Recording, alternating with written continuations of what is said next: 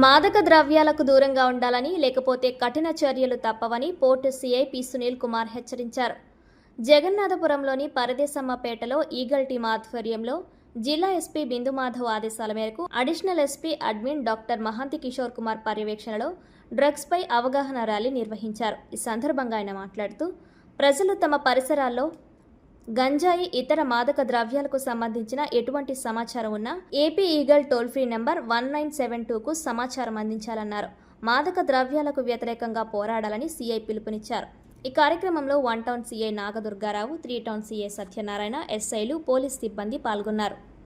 ఇతరులను కూడా అదే విధంగా చేయడానికి ప్రోత్సహిస్తానని మాదక ద్రవ్యాల దుర్వినియోగం వల్ల కలిగే దుష్ప్రభావాల గురించి ఆ కుటుంబ సభ్యులకు స్నేహితులకు మరియు సమాజానికి తెలియపరుస్తానని ఈ ఉద్యమంలో చురుకుగా పాల్గొంటానని మారక ద్రవ్య రహిత భారతావని నిర్మాణానికి కృషి చేస్తానని నేను ప్రతిజ్ఞ చేస్తున్నాను. జై హింద్.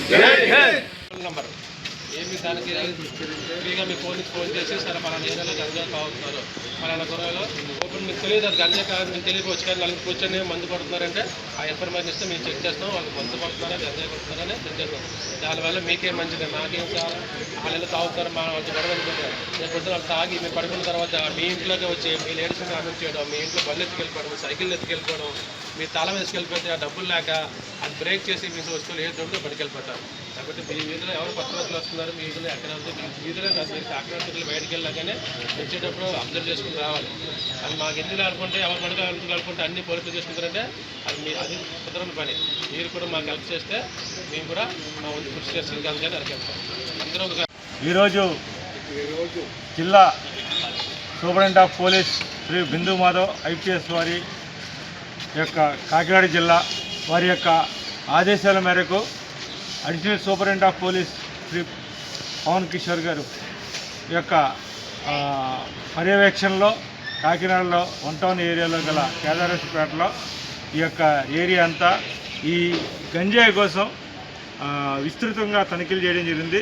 ఈరోజు తెల్లవారుజామున port inspector, 1 town, 3 town, Sarpavaram ఇన్స్పెక్టర్లు మరియు సిబ్బంది అందరూ కలిసి స్పెషల్ పార్టీ మరియు ఈగల్ టీంతో కలిసి కాకినాడ పట్టణంలో ఈ 1 టౌన్ ఏరియాలో మొత్తం అంతా చెక్ చేయడం జరిగింది. ప్రతి ఇంట్లో కూడా చెక్ చేయడం జరిగింది. ఎందుకంటే మాకు అప్పుడప్పుడు కాల్స్ వస్తున్నాయి, ఈ గంజాయి ఉంది, ఏ చిన్న ఇష్యూ అయినా సరే తాగి వచ్చినా సరే గంజాయి ఉంది అన్న కోణంలో ఫోన్లు ఎక్కువగా వస్తున్నాయి. దాని నిమిత్తము ప్రతి యూత్ని కూడా మాట్లాడడం జరిగింది. ఈ ఏరియాలో పెద్దలతో కూడా మాట్లాడడం జరిగింది. ముఖ్యంగా ఈ యొక్క గంజాయి ఈ ఏరియాలో విస్తృతంగా ఉందని ఫోన్ల మీద నిన్న మొన్న రాత్రులు కూడా స్పెషల్ బీట్లు వేయడం, వీటితో కూడా ఈ ఏరియాని క్షుణ్ణంగా పరీక్షించడం జరిగింది. రాత్రులు ఎవరన్నా తాగి వచ్చినా సరే పబ్లిక్ అలవాటు అయిపోయింది గంజాయి తాగుతున్నారని. దాని నిమిత్తం ఈవేళ విస్తృత స్థాయిలో సుమారుగా 100 మంది స్పెషల్ పార్టీని అయితేనేమి, ఈగల్ టీం అయితేనేమి, లోకల్ పోలీస్ అయితేనేమి మొత్తం అంతా కలిసి ఈ ఏరియాని అంతా కూడా క్షుణ్ణంగా ప్రతి ఇంటిని కూడా చెక్ చేయడం జరిగింది. ముఖ్యంగా ఇక్కడ వచ్చిన యూత్ అందరితో మాట్లాడడం జరిగింది.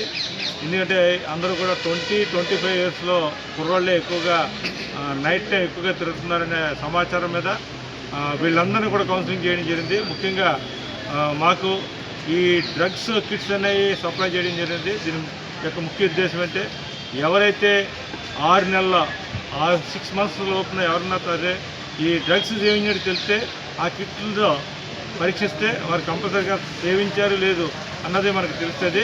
అదేవిధంగా ఈ యొక్క చట్టాలు కఠినమైనవి. ఒకసారి మనం ఈ కేసులో ఇన్వాల్వ్ అవుతే గంజాయి సప్లై చేసినా, అమ్మినా, ట్రాన్స్పోర్ట్ చేసినా ఈ చట్ట పరిధిలో చాలా కఠినమైన చట్టంగా పరిగణించబడింది. దాని నిమిత్తం 10 సంవత్సరాలు తక్కువ లేదు పనిష్మెంట్. అదేవిధంగా ఈ ట్రాన్స్పోర్ట్ చేసినా, సప్లై చేసినా, కలిగి ఉన్నా సరే నేరము.